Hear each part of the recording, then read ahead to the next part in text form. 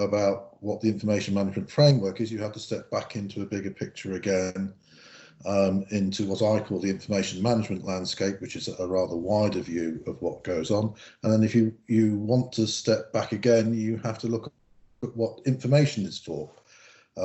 So to really understand, we're going to have to go back to the beginning of what is this really all about.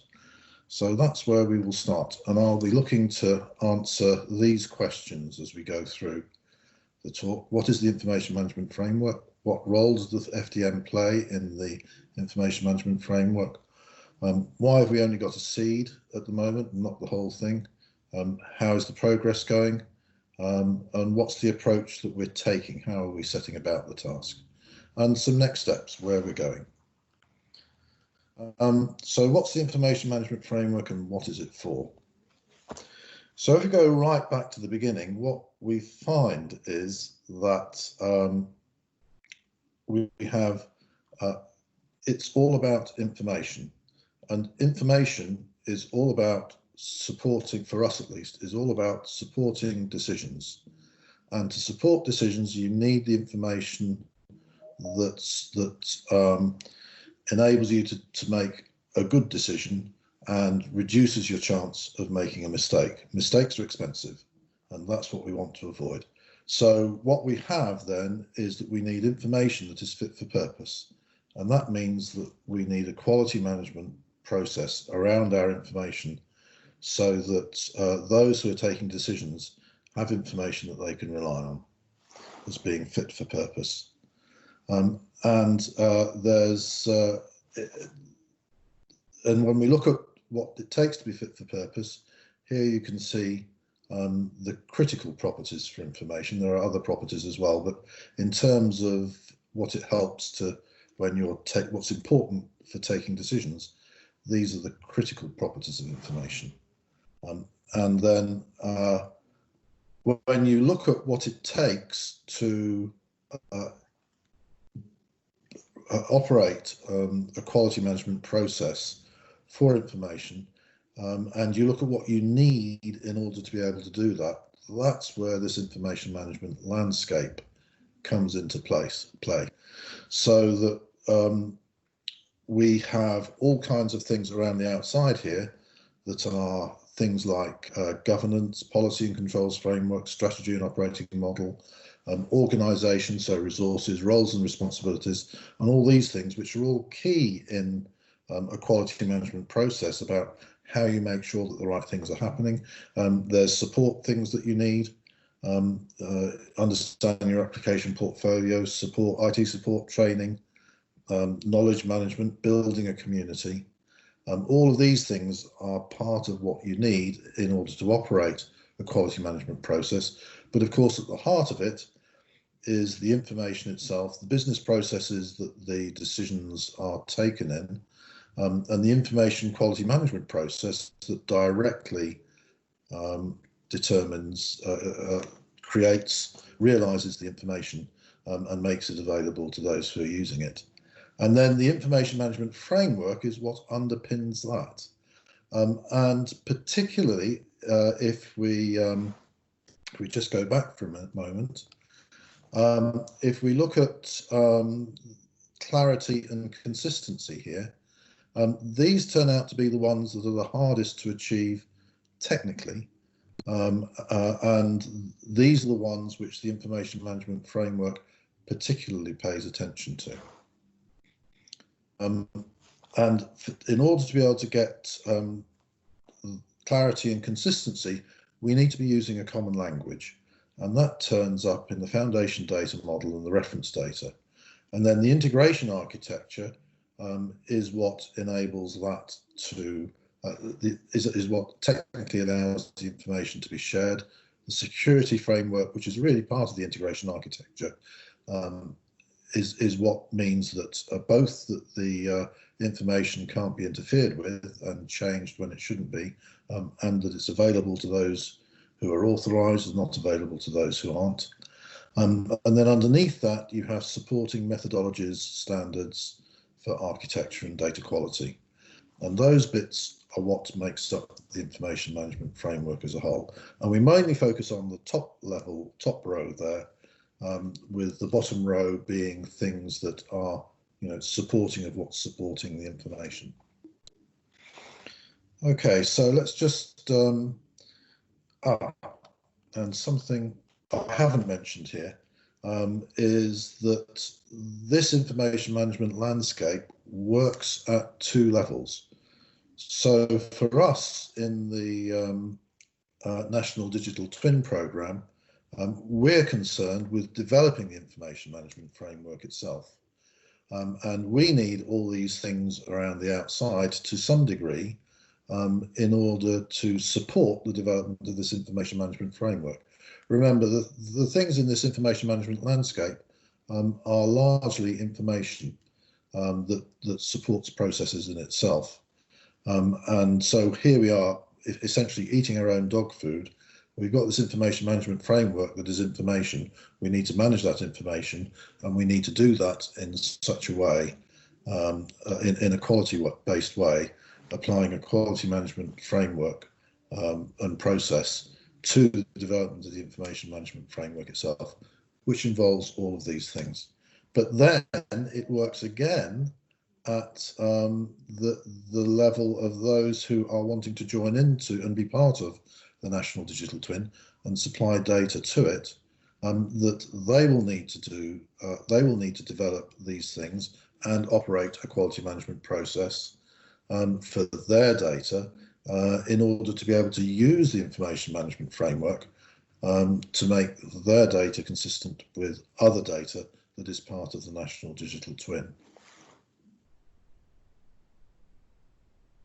And what you can see here is the roadmap for delivering the information management framework. And the information management framework itself and that immediate stream of work is in the Commons green stream here that you can see. And then the other streams are there to support the other development, or are the development of the other parts of the information management landscape for the information management framework itself, with the addition of the change stream at the bottom, which is about how we support others who are trying to implement the information management framework.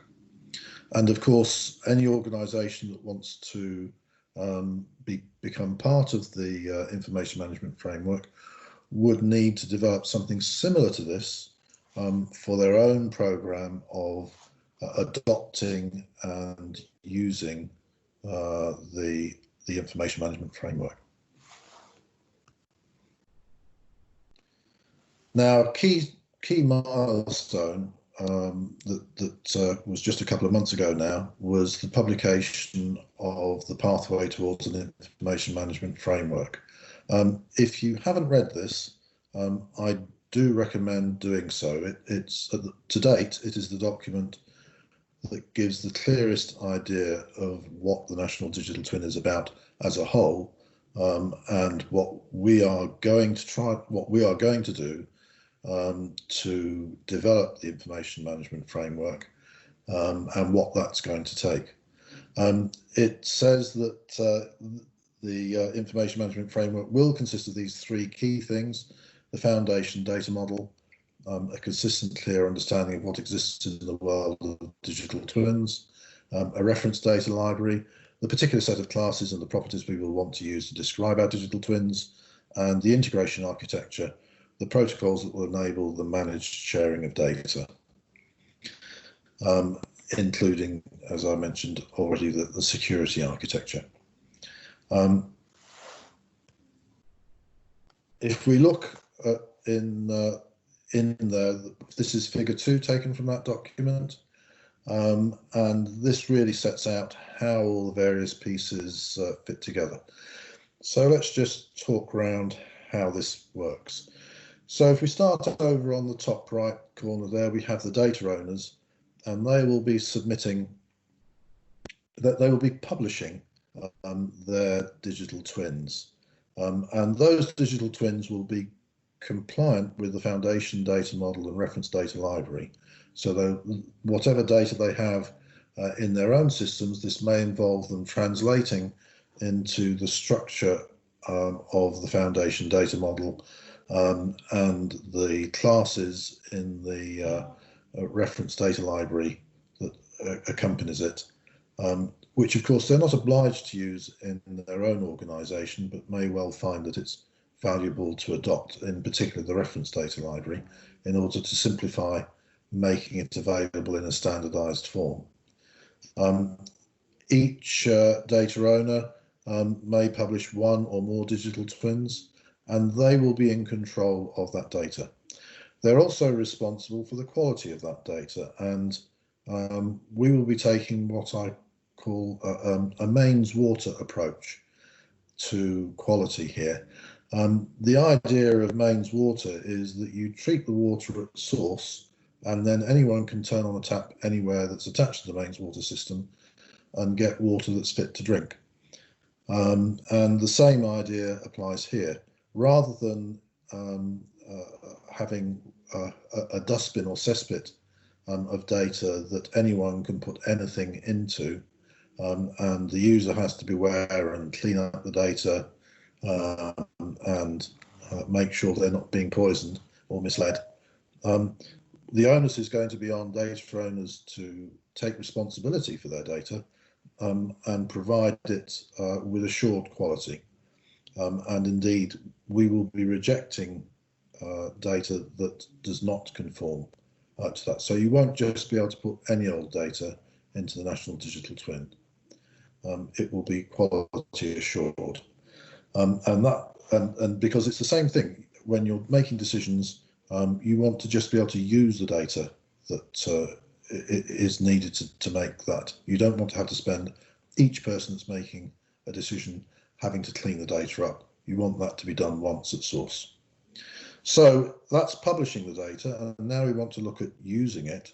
So one of the things we will have is a catalogue of the published digital twins, and you can see that at bottom centre.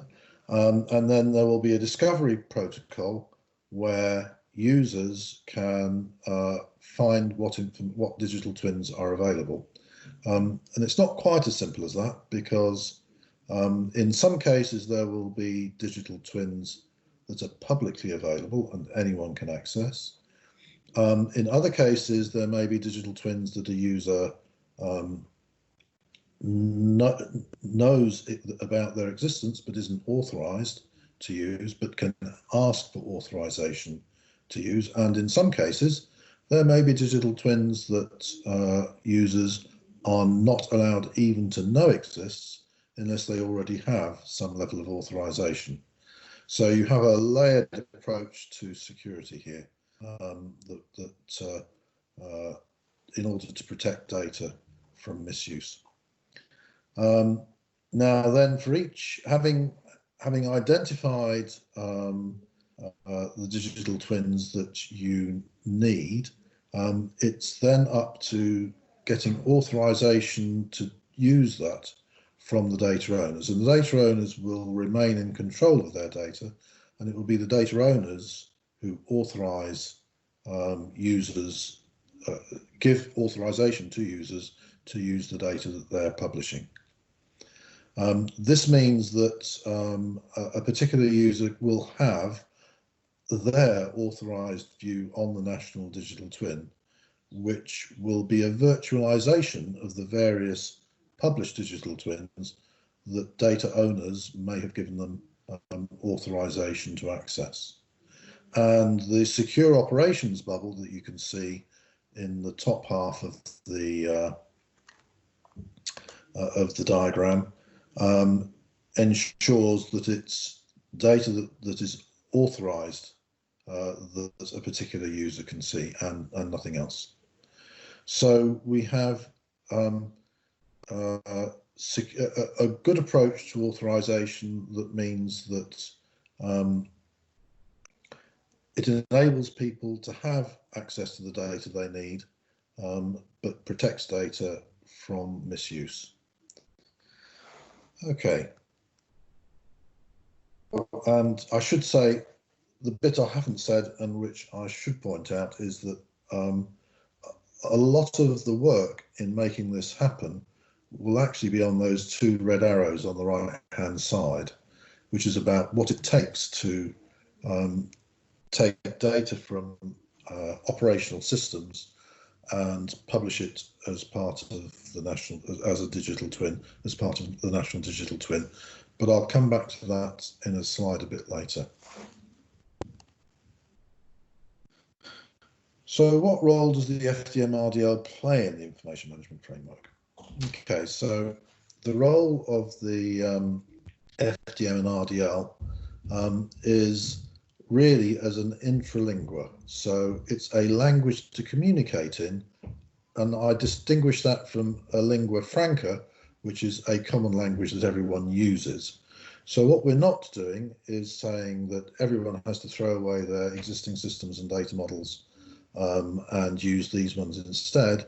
What we're saying is that you need to translate your data from your data models into this one so that there's a common language that people can share data with. And at the other end, you might want to translate it into another language. So this is rather like the business meeting between the Italian, the German and the Frenchman, which they decide to conduct in English because that's a language that they all speak. That's the kind of situation that we're talking about here. So it's on the one hand rigorous in requiring that everything is presented in a common language, but on the other hand liberal in that we're not forcing people to only use this language. The key things about the foundation data model and reference data library are that we want to be able to provide a way to say anything that is valid, so that if someone comes up with something that we haven't thought of, we can extend the data model and reference data library so that that can be said, but equally, as far as possible, to provide just one way to say it. Because as soon as there are two ways to say it, there will be two people who will say it in those two different ways, and then you need to have a mapping between the two different ways that something can be said. And we have more complexity brought into the situation than we would wish. And then we want it to be principled rather than arbitrary, so that two practitioners should reach recognisably the same answer to say the same thing. If it's arbitrary, then you need someone who is king, effectively, to say we're all going to do it this way.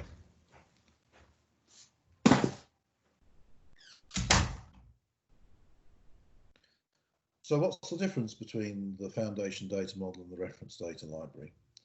So the foundation data model are the sentence structures available to say something, the fundamental and generic types of things that exist, and the relationships among them. On the other hand, the RDL is like the words you need to say something, so and the classes and properties to describe and detail things.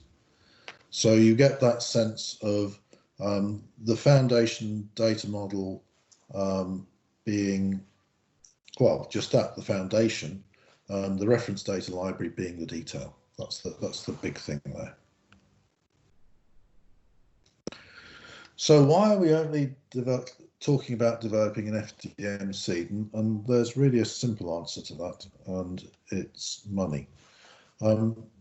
We've got an initial amount of money from CIH to develop the foundation data model. We know it's not enough to complete the job, but it is a really useful amount to get us started. And so what we will be developing is the seed, the core of what we need. And also, because that's where the money is coming from, we'll be doing it in such a way that it supports the platform ecosystem that CIH is involved in developing. And indeed, this is quite a natural thing for the foundation data model to do. The key thing about the platform ecosystem is that it's trying to move construction towards building from standard parts rather than building bespoke, which is largely the way the industry, and indeed the data standards that support the industry, have been focused up to now. So we need not just new ways of doing construction that turn more of what goes on into building from standard parts, but then we need the data structures that will support that new way of working in construction. Fortunately, just because we're talking about making it more like a product, it's not hard to see that in the product manufacturing industries, there are already the data structures to support that way of working. And so we would need, in any case, have needed to develop that kind of way of doing things as one of the ways that things can be done. So this is actually a very good fit for the work that we need to do in any case. So I'm very pleased that this is a direction that we are being pushed in to do this. So what progress have we made so far? Well, this is the outline plan to develop the foundation data model, and you can see that there are a number of streams. I'll just quickly go down from the top. The first stream is looking at the process models. Remember that the information requirements come from the decisions that people take, and the decisions are important because they're part of a process model. They're key aspects of a process model where things happen.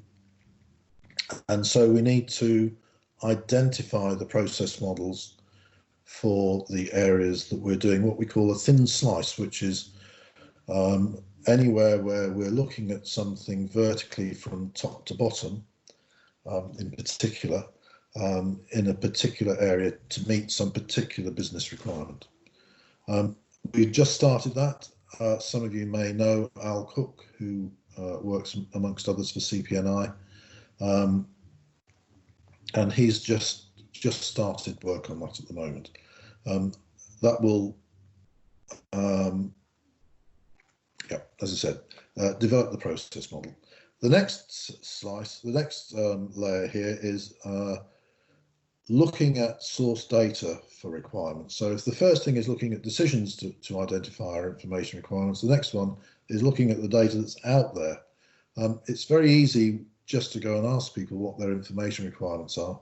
And what you get is what they don't have at the moment. And what you often don't get is what's there and working quite satisfactorily, because you don't tend to notice things that aren't causing you pain. And information is like the air you breathe. You only notice it when it's not there. So our aim is to develop gather source data and analyze it to make sure that for the data that is there at the moment, we understand what the information requirements are.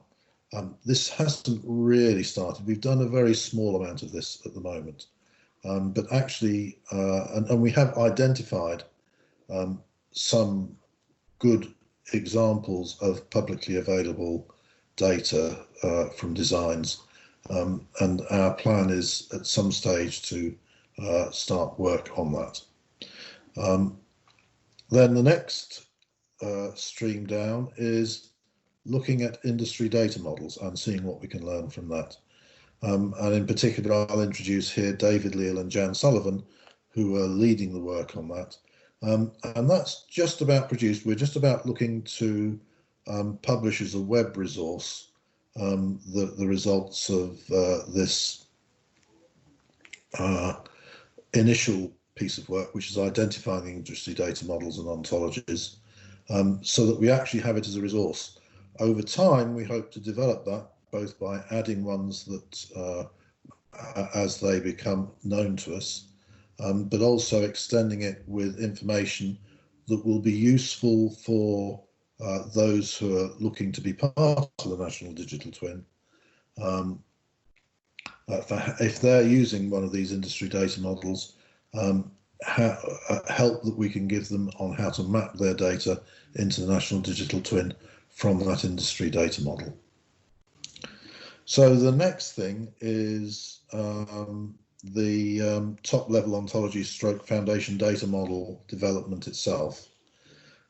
Chris Partridge is leading this at the moment, and in particular, you can see we've made some progress here in terms of identifying requirements for a foundation data model and identifying candidate top-level ontologies to be the core of that foundation data model.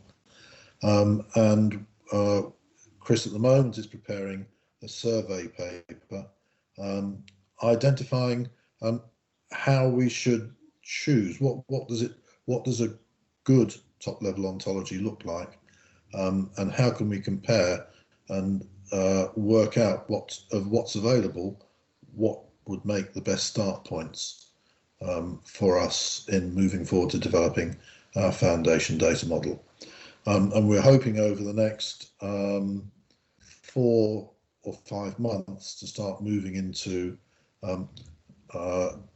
well, first of all, we'll need to get approval of the choice that we recommend, and then moving into actually developing the foundation data model itself. Finally, we have down looking at tools to support both ontology development and implementation in terms of the integration architecture. I'm not expecting that we will start that work as part of this program here. Again, this is just about choices. I've said that we don't have enough money to do everything, and the question is which ones are we going to choose not to do, and for example, how far through developing the top level ontology in the FDM will we actually get with the money that we have available.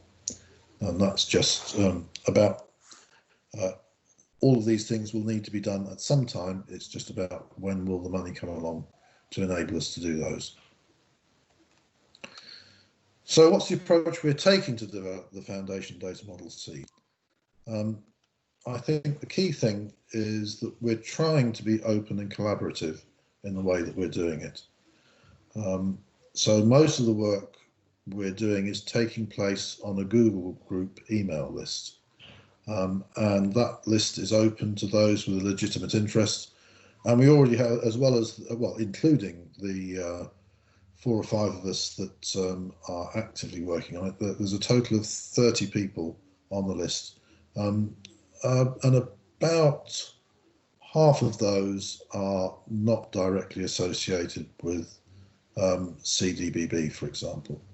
So we're getting a decent amount of outside interest in what's going on, at least following what's happening and occasionally engaging with what's happening. And this is healthy. This is about what we're doing is intended to be for the public good, and there's no reason why the way that we're doing it shouldn't be exposed to scrutiny of those, as I said, with a legitimate interest. So if we look at the FDM and the foundation data model and the reference data library, where are we going to make the split between them? And if you look at the way that an integration model looks, it looks a bit like this pyramid here, where we have what I'll call foundation concepts at the top. This is that top level ontology piece, which is just the minimum that enables you to talk about things. You then have general concepts, which are, these are starting to be terms that people will recognize, like system and building and things like that, and space, those sorts of terms. Whereas things up at the top might be something like spatio-temporal extent, or other rather abstract terms that most people wouldn't use in everyday conversation. And then the reference data library, and then down underneath that you have discipline-specific concepts, and these would be things like pump and circuit board and valve and those sorts of terms, for which there's some sort of engineering discipline where these would be rooted. and not used as broadly as the general concepts. Now, there are not firm boundaries between these things, even though I have drawn lines. And we only have one line to draw, which is between the foundation data model and the reference data library. And just where we draw that line is not yet determined. We anticipate that it will be useful for the foundation data model to have at least a top level of general concepts in it, so that it's relatable at the bottom level. It's relatable and people can see where things will fit in more easily. But just how far down you go from those top level general concepts and how far it is useful to go down is something that we will work out as we go along. But the key thing here is it is a relatively arbitrary line that you draw between the two, and that a foundation data model and a reference data library something can be put in either of those places. But clearly you don't have just that you do need to have a line at some point. Now, I did mention that we would look at how this works with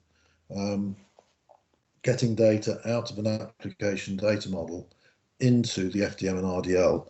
And this just describes the process that people will have to do in order to publish their digital twin, because the digital twin will need to be in terms of the foundation data model and reference data library, yet their application data model likely will not be the foundation data model. And so what they're going to need to do is identify their application data model, identify the subset of the integration model, which is the whole of this pyramid, that their application data model maps to, and then actually construct the mapping. So what are the translations that they need to do? Are they using different reference data from the reference data from the reference data library for the National Digital Twin? Then they need to do the translation. Do they have a different data structure than the foundation data model? Then they need to translate the data structure. And that will give them the integration model subset, which will, and that mapping will enable them to translate the data into that integration model subset, which will be what they need for their digital twin, which is part of the National Digital Twin. So another thing that we've been doing is a survey of industry data models. We've found some 33 data models and reference data libraries so far. This is an open list, and so we're expecting to find more as time passes. And some examples here are the IFCs, which I'm sure many of you are familiar with, Uniclass, BRIC, Landinfra, Inspire, which is a European initiative, ISO 10303, which is that's one of the product standards, KIF, which is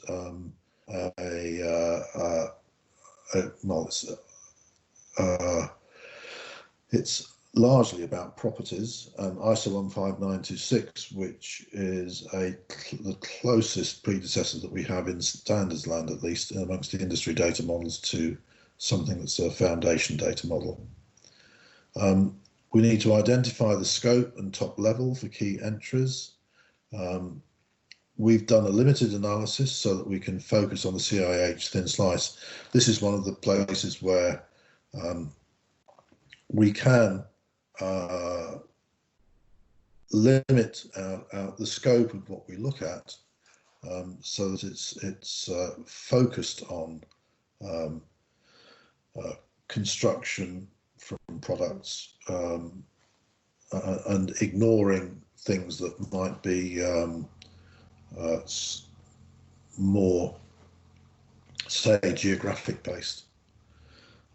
Once we have the TLO developed, we will use it to populate the generic level of the foundation data model, and perhaps some RDL content. So What we know about these industry data models is that most of them have some limitations in them, because most of them have stopped growing because it's not possible to expand their scope without significantly refactoring them, because they were developed initially with some focus, and for most of them, that has limited their ability to expand. You see that particularly with the IFCs, I think it's, but also ISO 10303 STEP. These are clear places where you can see that that's happened. And you see that when you bring some of these standards together. So there was a recent report comparing the IFCs and land infra and GIS standards that was showing how the different viewpoints that they had introduced constraints that made it difficult to bring data together from those different sources, and how you overcome and find a way to not be caught with constraints that are going to restrict what you can say is going to be a key challenge in developing the foundation data model. So having this evidence will be very helpful for us in doing that. Plus, it means that we will, as time goes by, be able to develop mappings back into these industry data models, so that if you have data that is using one of those IFCs, it should be relatively easy to migrate it to the foundation data model and reference data library. So the survey of top-level ontologies, we've identified some 40 TLOs. We were surprised how many. We thought there were maybe 10 or 15, and here are a few of them on the line below. There are a wide range of foundations and none in most cases, actually. But equally, the variety of foundations was, if you'd asked us to sit down and think of as widely as possible of what foundations you might have chosen, well, we found more than we could have imagined. It's another case of truth being stranger than fiction. But we needed a way to compare the relative quality for our purposes. We needed an ontology that is simple yet rigorous and with sufficient explanatory detail. And rigorous means that it has principles we can follow for parallel development. Simple means it should be like a scientific theory, as simple as possible, but no simpler. And sufficient explanatory detail means that it can cover the scope of interest, which for us, of course, is very broad. I mean, we take our scope as essentially being life, the universe, and everything. And perhaps surprisingly, we have not been able to find a previous comprehensive review and assessment of TLOs. And in fact, I'm pleased to say that we've been able to do some very good work to establish a method for doing that. So if we just take a first cut at the top level ontologies, there are two groups. There's a smaller group of what we call foundational ontologies. These have a rigorous foundations that are principled. And we have a larger group of what could be called generic ontologies. And these are ones where the top levels are more generalizations of lower levels rather than principled in their own right. So a foundational ontology, it's fairly easy to see then, provides a basis for consistent development, whereas a generic ontology without principled basis for making extensions means that they are not going to be particularly suitable for FDM foundation, whereas the foundational ones are indeed potentially candidates for a foundation data model that can be principled, which was one of our key requirements, remember. Now, we're not necessarily going to pick one. We think it's more likely that we will pick from several that are similar in their approach. But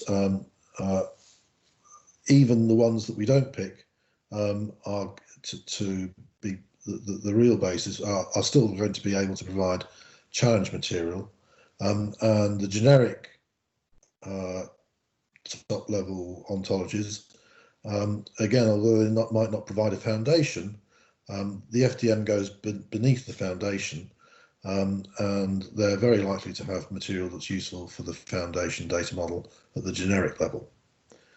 So we're not anticipating that we will just, it's not going to be a pick one and throw the rest away. It's going to be develop one and build on what's been done before and bring it on board, at least in terms of requirements to be interpreted in terms of the foundation we end up with, rather than doing all of that from scratch. Now, when we're looking at the foundational TLOs, a key thing is going to be, what does it mean to be simple? And there's a few things here. So parsimony, if it needs fewer fundamental categories and relationships to provide an adequately principled basis for the national digital twin, then it's simpler. And that would be a good thing. And this results in less and less complex data. It's not easy to identify what is an appropriate way to measure parsimony. But as I said, we've been doing some really good work, I'm pleased to say, in making progress on this in the work that we've done so far. Now I'm going to say a bit more about that. And one of the key things here is actually about stratification and the way that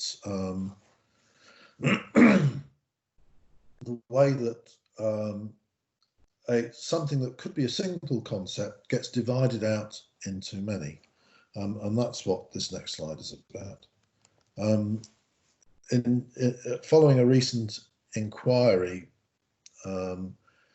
from Highways England, when they set out their initial ontology, I got involved in looking at an abnormal load. Now this is on the road, so an abnormal load is one of those things that has a convoy exceptional van behind it, and which takes up more than one lane, typically on a motorway. And what's interesting is what this actually is. This is a space-time diagram I've shown here, which is according to a four-dimensionalist ontology that I developed, HQDM, and it shows that an abnormal load is a vehicle including its load, because this is the definition of, you have to start by looking at the definition. What is an abnormal load? And an abnormal load is a vehicle, including whatever cargo it is carrying, that meets certain requirements, and these are either dimensional or weight requirements. And if it exceeds those limits, then it's an abnormal load, and various things need to be done, like getting permission to use the roads, providing convoy exceptional support. But it starts then with a vehicle. So back at the bottom left, you have a vehicle turning up. And what's happening here is that a vessel is being delivered to a brewer's for brewing beer. And this vessel you can see over on the top right-hand corner is SSV 321. And it's been made at the factory. The vehicle turns up the evening before and parks up overnight. The thin vertical lines are midnight on particular days, and then before it parks up, the vessel is loaded. So you can now see that the vessel is part of the vehicle, and then the next day the vehicle sets out. It's not an abnormal load until it enters the public highways. So whilst it's on private land, it's not an abnormal load, even though it has the vessel on it. So it's the blue part of the vehicle, blue state of the vehicle, which is the abnormal load. And the diagonal line shows that it's at different points in space, at different times. So it's moving. That's how you know it's moving. And then by the end of the day, it has arrived at its destination and it parks up overnight. And the next morning, they unload the vessel and the vehicle drives off back to its depot. So here you can see that the abnormal load is the state. It's also the activity because it's the state of the vehicle. It's also an activity because the vehicle is moving. And the vehicle is then a participant in that activity. And so, but you only have one thing, which is the abnormal load is the key thing here. Now, if we look at what that means, if we look at another top level ontology, this one's BFO, basic formal ontology, what you see is that things are treated in a different way. You're not talking about spatio-temporal extents.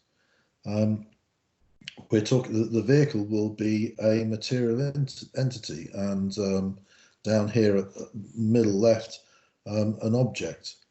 And being an abnormal load will be a quality which inheres in that vehicle. But remember that the abnormal process, the abnormal load is also a process. It's the vehicle travelling, but a process is something different in BFO. It's not the lorry. It is something else. So the abnormal load also turns up as a process. But then again, if you want to know which vehicles are capable of becoming an abnormal load, you need to come down here to disposition, where the disposition is the tendency or ability of something to do something. So the classic example is the tendency of a glass tumbler to shatter when it hits a concrete floor. But it's equally true for a flatbed vehicle, flatbed lorry, that it can become an abnormal load when certain things are put upon it. So you have in abnormal load appearing in 3 different places rather than one. And this is that horizontal stratification that I was talking about, that something that could be just one thing has been split into more than one. And this adds complexity to your ontology because you have the same thing several times. And then you need to relate them together again as well. Okay, well, that was what I had to say. I hope that was useful, and I'm happy to take any questions. Morning, everyone. So we haven't had many questions in the chat window, but if anyone wants to ask any questions now, if you can raise your hand, that would be great.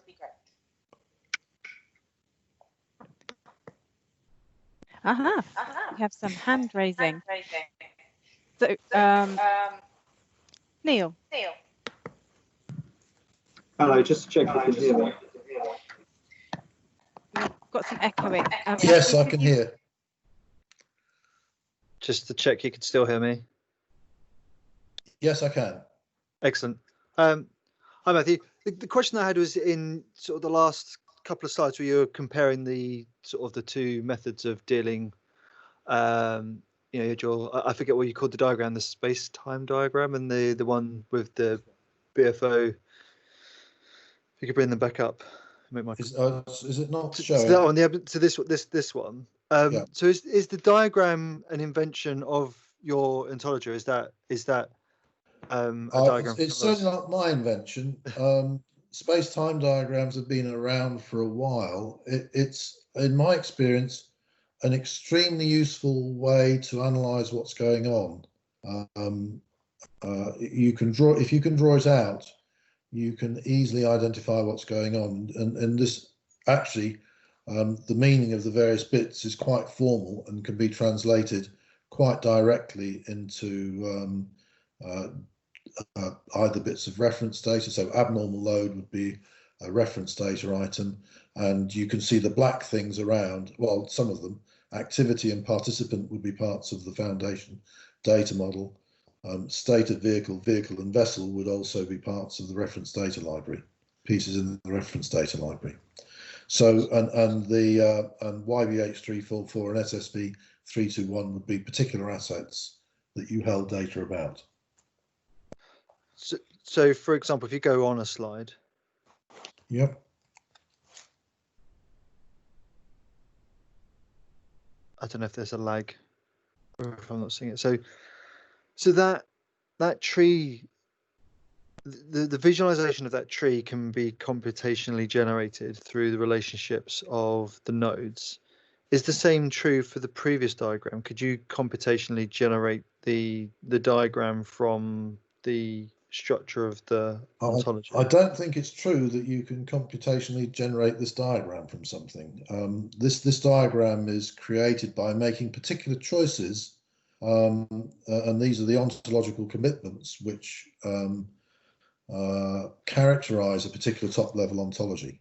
The real point of showing this one is that it has this horizontal stratification, which means that your resultant ontology is going to be more complex, which was the point I was trying to make. So all the things on here are things that you choose, distinctions that you choose to make, which have an impact on the complexity of your overall ontology. So for the yes, previous, I don't know if I do, so for I the don't know, previous I don't know way if of doing Ian, it, you really only have something like 4 or 5 boxes is the comparable piece, and I didn't show that because the key thing here is that abnormal load only appears once, whereas on the other diagram it appears 3 times because of that stratification. So I guess I'm thinking more of I guess a step on from picking an ontology is its use from a design perspective. When I say design of data connectivity perspective is that this diagram is useful, but is it always going to have to be drawn by hand, or can it be there isn't a diagram that well, drawing a diagram like this is part of your analysis process. The diagram on the next diagram on the next page, this is just your start point. There would be an equivalent diagram to this for the previous slide. It would just be a lot simpler. Okay.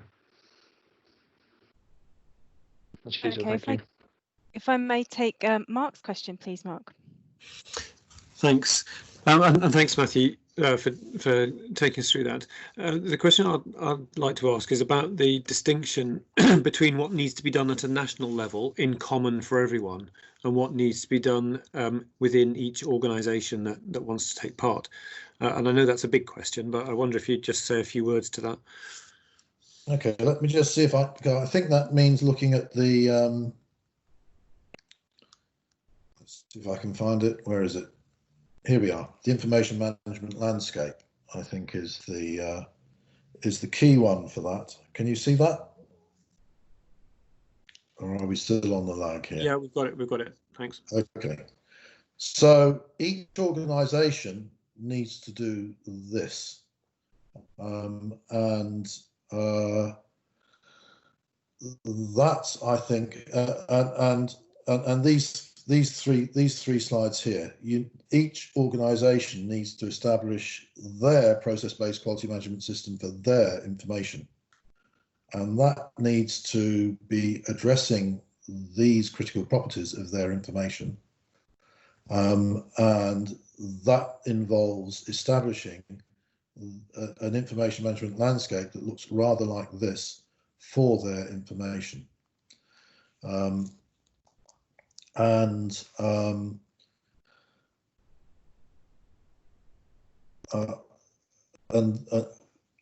that is that would include them adopting.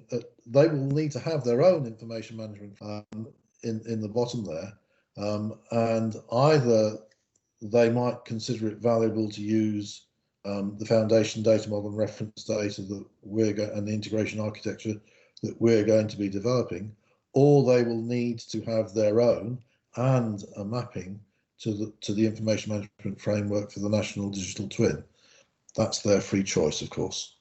But a key part of what we need to be helping industry with as a whole is developing all this for themselves. And although 19650 suggests that most of this ought to be in place, I'm not convinced that it's quite at the level of being a quality management system, and the understanding of it as a quality management system, I'm not quite sure is there yet, and that's a critical move for people to make. I think is an understanding that this is about a quality management process for information, so that information is fit for purpose for the decisions that it supports. If you start from there, nearly all the rest of it drops out as just being a consequence for that. Now, when we look at the distinction there is, of course, for the National Digital Twin programme, is that the information management framework is itself information, and we need to eat our own dog food. So we need to do all of this for the information management framework. And that's what the roadmap sets out, is us doing that, as I said, plus this change part, which is about how we help external organisations to adopt the information management framework and become part of the National Digital Twin. Does that answer the question?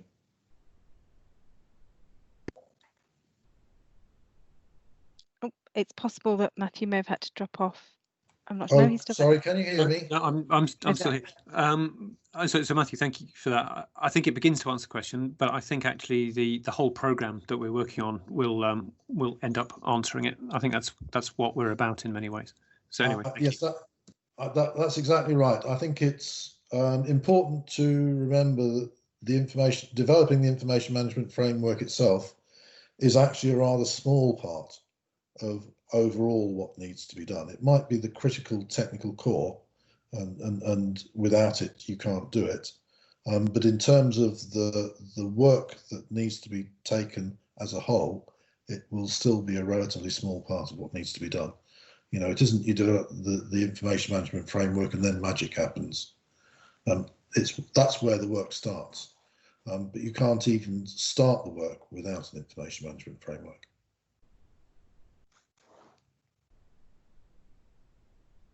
Okay, any other questions? I think there was a question from Zane, but if I can take that offline because we are out of time this morning. Okay. I'd like to say thank you very much, Matthew, for guiding us through that. I'd also like to let everyone know on the call that we will be sharing the recording of this call on the DT Hub.